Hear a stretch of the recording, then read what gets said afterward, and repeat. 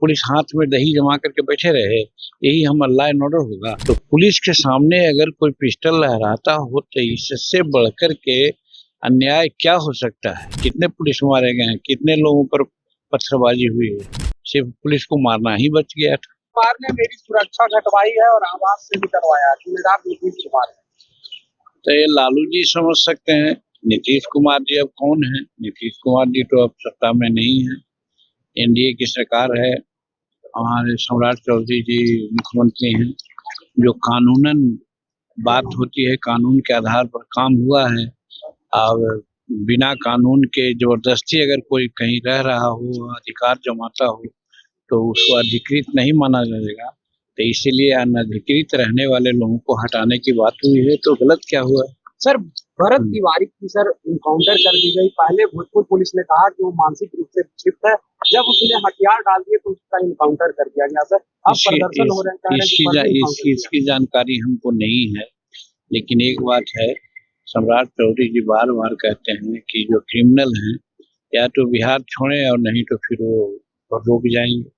तो ये बात अगर है जैसा सुना आप कह रहे हैं कि पुलिस के सामने कोई अगर पिस्टल लहराता हो तो मानसिक रूप में अगर विक्षिप्त होगा तो पहले ही से उसको ब्रज लेना चाहिए था, उसको कब्जे में लेना चाहिए था, कर लेना चाहिए था। वो नहीं हुआ। आज पुलिस मारा जाए तो कोई जन आक्रोश नहीं है। कितने पुलिस मारे गए हैं, कितने लोगों पर पत्थरबाजी हुई है।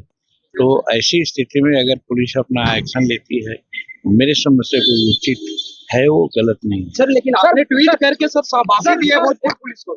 एकदम हम अभी कह रहे हैं कि भाई जानकारी मिली है इस तरह से और उसका इनकाउंटर हुआ है, तो पुलिस के सामने अगर कोई पिस्टल लहराता हो तो इससे बढ़कर के अन्याय क्या हो सकता है? सिर्फ पुलिस को मारना ही बच गया था।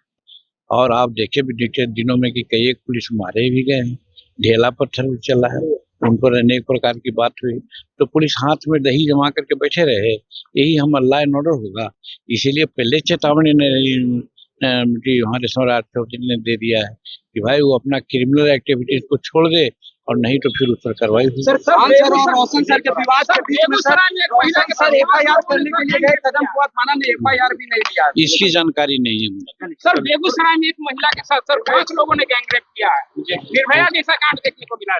वो हमको पता नहीं है, लेकिन ऐसा हुआ होगा तो यहाँ की पुलिस और यहाँ का लोग शासन है एकदम बहुत सतर्क हैं और समुचित कार्रवाई होगी, सभी लोग पकड़े जाएंगे।